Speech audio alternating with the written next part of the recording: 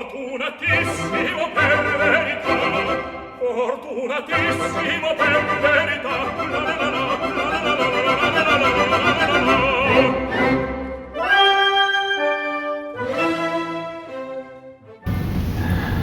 Greetings, I'm Nick Reveles, the Geisel Director of Education and Outreach for San Diego Opera. My guest today is our Figaro in The Barber of Seville, Lucas Meachem. Lucas, welcome. Thank you, Nick. Good to be here. Good to have you here.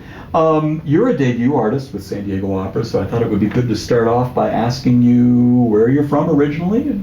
Born and raised in North Carolina. Really? Absolutely. So did you go to the North Carolina School of the Arts? Absolutely not. Not once. That was for the highfalutin kids. I went to Appalachian State University, which is a small college up in the mountains of North Carolina. It was kind of a perfect place for me to go in and incubate as a young singer, honestly. So it was very little stress, little pressure, and yeah. But going there, you got your bachelor's there. Funny story, I've been to 3 different institutions for 8 years in total, and I have no degrees. Oh, well, that's cool. 4.5 years at Appalachian State. Well, I guess I'm trying to back up into this. I should have just simply asked you, when did you decide that you wanted to become a singer? Was it before you went to college? Absolutely, yeah. I've always wanted to sing. I've always sung. Even when I was younger, I thought I'd be a pop music singer. Because I flourish at karaoke night. Yeah. You know, what's interesting is that even Eastern European singers who come through here, and we ask them that question, they often say, I wanted to be a rock singer first, a pop singer first. Yeah. That is not unusual. Yeah, and absolutely. I found it unusual the first time I heard the answer, but it's becoming more and more of a theme. Well, it's what's available to us. I mean, I grew up in rural North Carolina, and no opera was available to me. And so what did you hear? I heard, 80s rock, like 70s, Led Zeppelin, The Who, Doobie Brothers. I mean, I grew up listening to all those cool bands, and then also Boyz II Men was a big influence on me, and that's back when boy bands were cool before they became what they became. Before they commercialized. Exactly. Before it was all about 13 to 16-year-old girls going crazy for hot guys. Yeah. Yeah. Well, did you sing in church? Was there any folk music background at all? I did sing in church. Appalachia, I think. Yeah. There's a lot of folk music tradition. Yeah, there's definitely a lot of great folk music going on there, and I did most of my singing though growing up in church. Yeah. So that's where I started my singing career, I guess, is what you want to say. And then the leap to opera, how did that happen? Oh God, it was kind of, I tripped, stumbled, and fell into it. I swear I did everything to try not to do it. Really, I thought pop's what I want to do, so I'll go to school for a while and study voice. So I studied voice at Appalachian State. Then I realized that musical theater was something that I could do because I could sort of do that pretty well, and thought, okay, I'll be a musical theater singer. And then slowly I was introduced to opera, and my voice teacher went through songs and arias with me and said, "You're really good at this." And I said, "Well, yeah, but it's not what I don't think I'm going to do that. I think I'd rather do musical theater." And as my voice matured and I matured, I realized that the real art is often found a little farther away from pop and musical theater even, and it's found in opera. And so it became a bit of a cultural thing, an artistic thing, and a vocal ability thing. So just that's fascinating. I was listening to you rehearse a couple of days ago. It actually wasn't rehearsal, it was the first music read through. Or sing through. I shouldn't say read because you know this piece pretty well. I've done it a few times. But the first musical rehearsal, and your coloratura was just amazing. I mean, of course, you need lots of coloratura. Oh yeah, in Rossini you need it. And how on earth did that happen? I mean, that's not something that. Well, maybe it is something that comes natural. Was it? Did you feel like you had to work really, really hard to get all of that right? To make it work for you? It's more of a comprehension thing for me. I mean, my voice it's always been very flexible. I've been able to sort of do what people tell me to do, but then you have to understand what the style is to be able to do it well.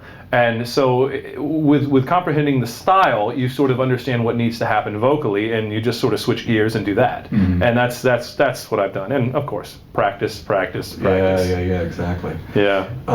Do you still work with a teacher? I do. Yeah. In New York City, Marlena Mollis.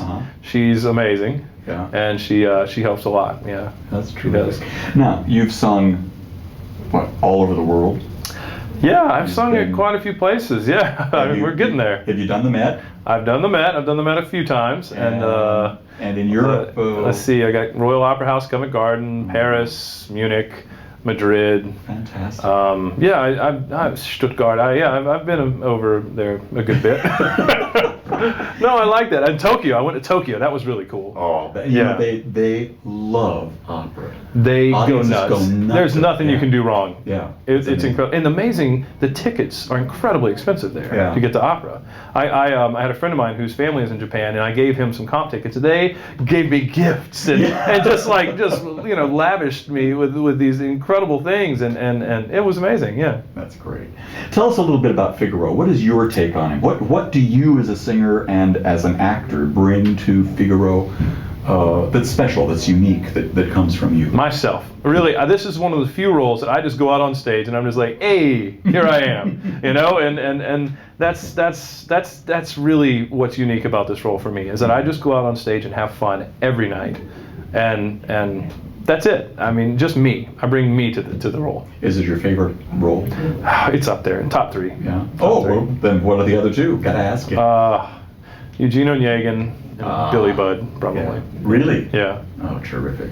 All 3, of course, brilliant roles and great operas. Peleas is up there. It's also wonderful. But yeah, those 3 are very dear to my heart. I don't imagine you get much of a chance to do Peleas. No one does Peleas. Ever. Well, hardly ever. You know, the Met recently did it with Stefan Degout, but... Actually, it's one of the operas that is on my list that I hope we get on the company list eventually. Yeah. We've done a lot of unusual things over the nearly 50 years that the company has been in existence, but we've yet to do a Peleas. Well, you need some very malleable singers. Yeah. You know, it's a difficult score, but enjoyable. Yeah, absolutely. And now, this is your first time in San Diego. I know you've sung in L.A.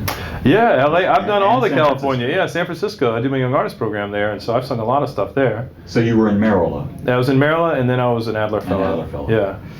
But, you know, it seems to me, because you look so young, it wasn't all that long ago, right? It wasn't that long ago. You know, that's why I really like doing master classes, because I can go in there, and instead of having I hate to say some old fuddy-duddy do a master class, but that's what happens a lot of times. You get these people that do it that are a little out of touch with the way opera is today, and who it's so long ago that they went through school and grad school and young artist program and then working to get there. It's like I feel like I give a unique touch to a unique what do you call it? Perspective. Perspective. That's exactly what it is. A unique perspective into what becoming an opera singer is all about. Because my journey was not so long ago. Yeah. Exactly. Yeah. No, I would think that young singers would be able to connect with you and relate with you in a very real way. Yeah. This has been terrific here because I've had the opportunity to have one singer from each of our productions go and give a master class or do a Q&A at a local university. Yeah. And it's funny that you should say that, but I mean, it has in fact worked out that each of those singers only just became an opera singer within the last maybe 5 to 10 years. Yeah. So the connection has been really terrific, and I think the students have learned an awful lot from them about, you know, keeping together physically, keeping together mentally, you know, keeping the voice always ready to go, having those 5 arias that you can roll out of bed and sing. Absolutely. You know, what for you then would be the most important single piece of advice that you could give a young singer who's, let's say, graduated and is ready to sort of jump into the opera world and start auditioning? All right, I think the most important thing, and I learned this in the Adler Fellowship, where I heard, you name it, I heard them. You know, the most famous opera singers in the world, I heard them day in and day out. I heard them sing, and I started thinking to myself, I said, what makes them, why are they famous? Yeah. Basically, why do I know who that person is?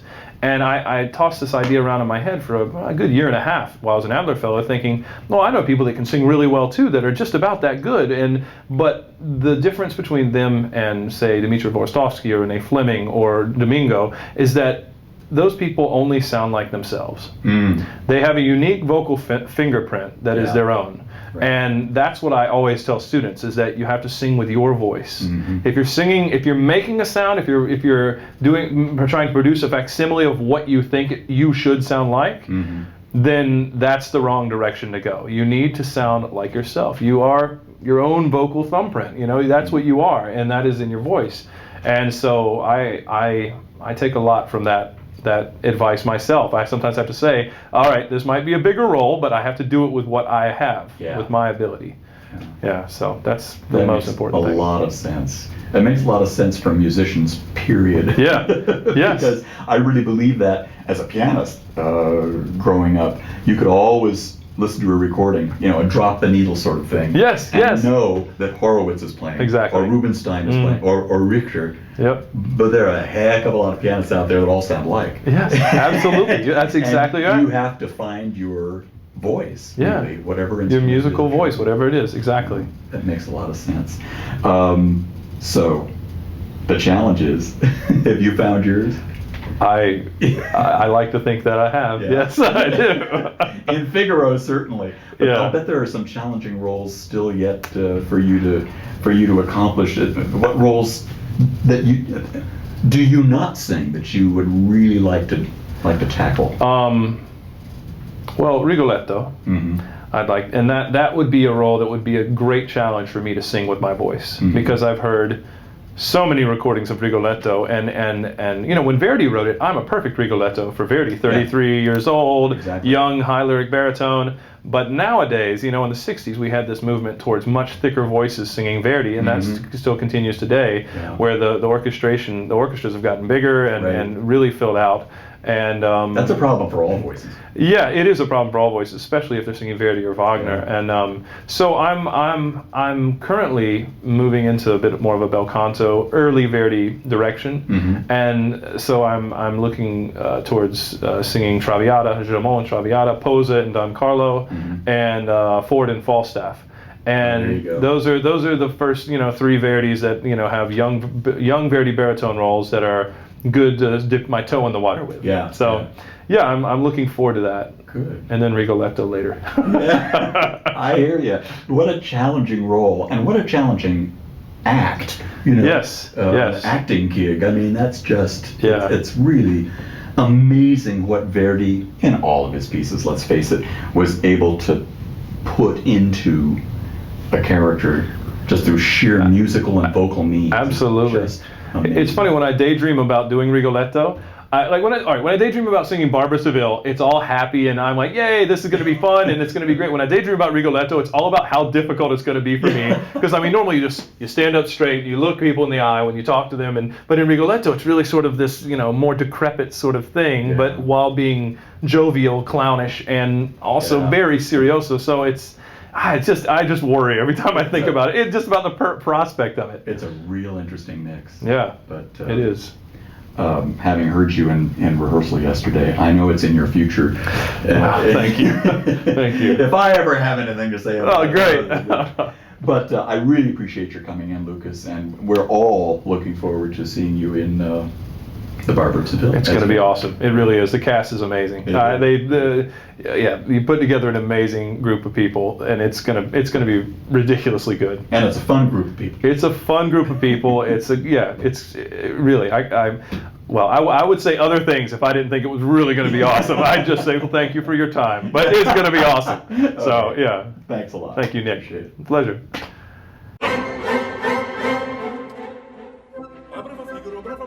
Brava Figaro, brava bravissimo, a te fortuna, non mancherà. A te